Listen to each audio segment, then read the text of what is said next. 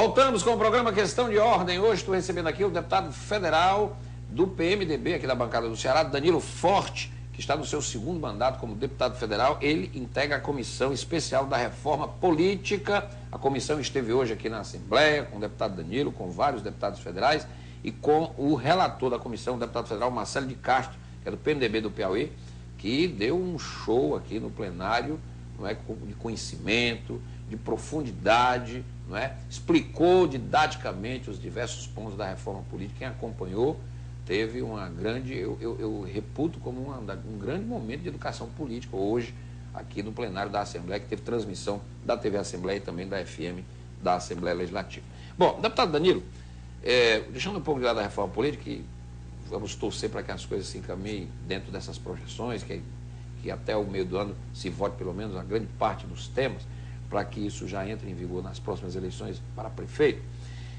Como é que está Brasília com essa lista? A lista oficialmente ela não saiu, o ministro Teori Zavascki a recebeu, mas a imprensa já especulou alguns nomes. Por exemplo, já se especulou que o Rodrigo Janot, o procurador, ele mandou arquivar citações que foram feitas contra a presidente Dilma e contra o Aécio Neves. Ele mandou arquivar, ou seja, ele não encontrou elementos e pediu ao ministro Zavascki que arquive, e ao que tudo indica, o ministro vai aceitar a recomendação.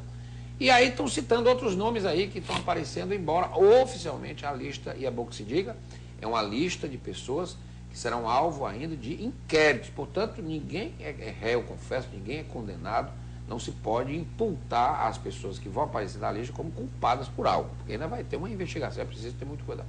É diferente, por exemplo, do julgamento do mensalão, onde houve uma sentença, não é, condenatória. É uma coisa completamente diferente. Como é que está Brasília? E a crise? E a deterioração da relação política da presidente com o PMDB? Por que a presidente Dilma não se entende como PMDB, se o PMDB com o Lula era um casamento quase que perfeito? Eu me lembro muito bem, no programa que nós fizemos aqui no ano passado, eu e você, eu gosto de vir aqui no Questão de Ordem, e eu disse que se não mudasse a forma da relação do Poder Executivo com o Poder Legislativo, nós iríamos viver uma sucessão de crises institucionais. E o que nós estamos vivendo é mais uma crise institucional. O modelo operacional do governo federal, do governo da presidenta Dilma, continua o mesmo de 4 anos atrás. Então, se não deu certo nos primeiros 4 anos, não tem como dar certo nos próximos 4 anos. E a relação da articulação política é o mais deficitário. Quem é a relação política? É o Mercadante? É o Pepe? Quem é? Ela criou um núcleo duro, no núcleo duro só de PT, só de petistas de uma só tendência dentro do próprio PT, que cria dificuldade, inclusive, dentro do próprio PT.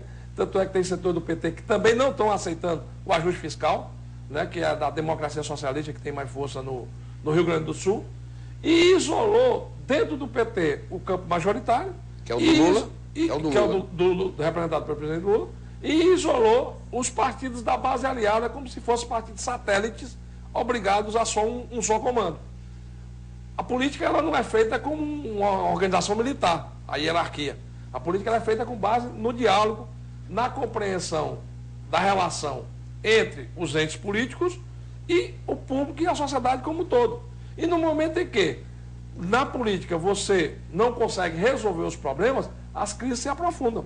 E essa questão da relação do Petrolão, do Janot, não é nada mais, nada menos do que a repetição de um modus operandi na forma de fazer política no Brasil, que já vem condenado há muito tempo, que é a mesma coisa que aconteceu no mensalão. Só se dá na forma processual diferente, porque no mensalão houve a denúncia pelo Ministério Público. E agora está pedindo a abertura de inquérito, que passa ainda por um período de investigação e de aceitação ou não pelo Supremo Tribunal Federal e pelas Cortes, Justiça Federal, STJ para casos de governadores e Justiça Comum para casos que não tem foro privilegiado, se aceita ou não as denúncias feitas pelo Ministério Público.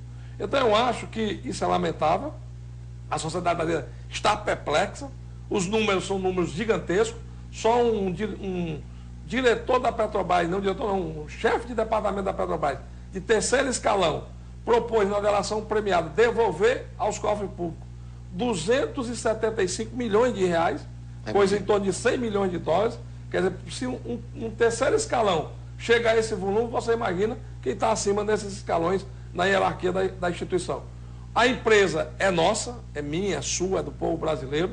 Ela foi construída com recursos do povo brasileiro, com o suor do povo brasileiro, quando eu fazia engenharia na Federal, o grande sonho dos estudantes da Escola de Engenharia da Universidade Federal do Ceará era um dia ser servidor, funcionário da Petrobras, passar no concurso da Petrobras.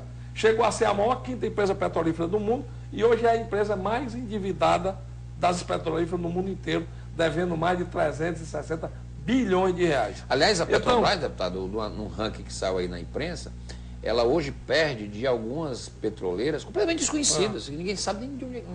Não são aquelas grandes conhecidas. São petroleiras. A Petrobras já está atrás delas. Ela chegou a ser a quinta do mundo. E hoje ela é a mais endividada. E ela só vai recuperar a capacidade de investimento dela se tiver confiabilidade, se tiver credibilidade na nova Petrobras e no governo.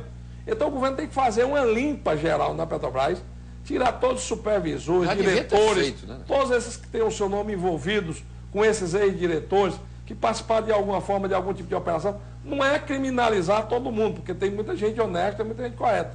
Mas, pelo menos, afastar, enquanto a instituição se audita, contratar uma auditoria, inclusive dessas internacionais, para poder fazer o levantamento de onde foram os desvios e quem são os responsáveis por eles, e a partir daí recompor, reoxigenar, refazer esse quadro e ter uma fiscalização permanente, uma auditoria constante, para que ninguém de novo incorra nos mesmos erros e nos mesmos problemas, que é aquilo que eu venho lhe falando com relação aos ativos da Petrobras.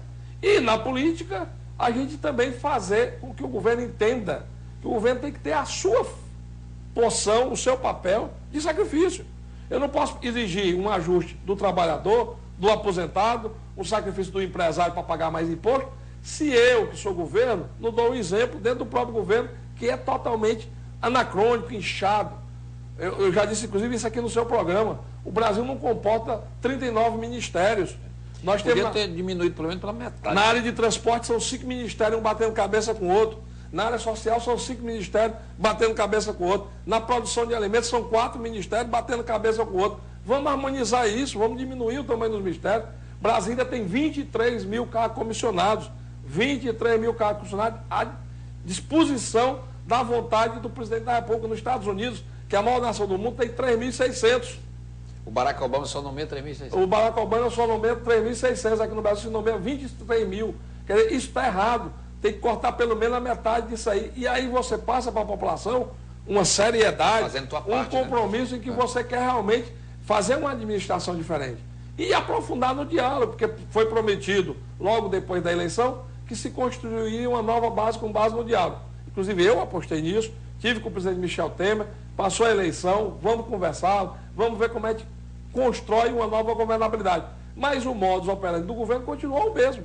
O governo continuou agindo da mesma forma, errando da mesma forma, e o parlamentar não vai aceitar se sacrificar o seu eleitor para um governo que tem uma postura nababesca, um governo que tem uma postura relaxada, e nós aqui no Ceará ainda temos o pior, a humilhação que foi, o descaso que foi essa negação da refinaria.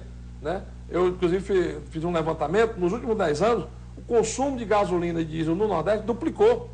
E o Brasil tem um déficit hoje na balança comercial de 40 bilhões de dólares importando derivado de petróleo. O Brasil está igual, como o Brasil era no Império, quando exportava algodão para a Inglaterra e trazia o linho de volta. E agora nós estamos exportando petróleo e estamos trazendo gasolina e diesel para dentro do Brasil, provocando uma conta negativa na balança comercial brasileira. Só isso aí já justificaria as refinarias.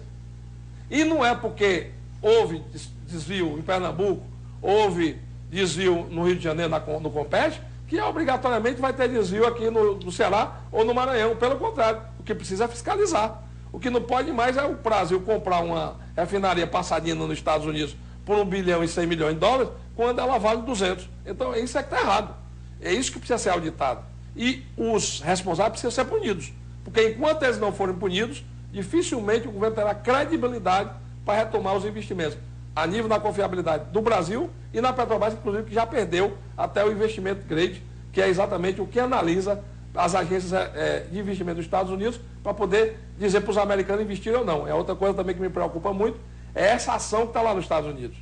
Porque se a presidenta Dilma, que hoje é a presidente da República, na época que era presidente do Conselho da Petrobras, tiver mandado informações para a Bolsa de Valores de Nova York, erradas, equivocadas, que fizeram com que os americanos tivessem botado dinheiro lá e que essas informações estavam fraudadas, o Brasil vai passar por um deboche muito grande a nível internacional, correndo o risco, inclusive, da nossa presidente não poder entrar nos Estados Unidos.